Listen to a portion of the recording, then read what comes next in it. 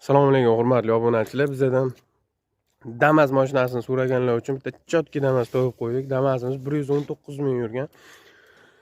Egalari faqat taksi qilgan, umuman yuk ortilmagan mashina. Mana probeglari 119 ming yurgan. O'zinglar uchun salonga bitta yaxshiroq agar chexol qo'yaman desanglar, yaxshilarini qo'yib olsanglar bo'ladi. Atak chexollari ham yaxshi holatda turibdi. 4 ta yaxshi balon taqilgan, yangi. Savdogar akalarimiz olib deyman desa, bemalol narxlarni kelishtirib chiroyli qilib beradi. Oldida ozgina petnosi bor ekan, orqada ozroq petnosi bor.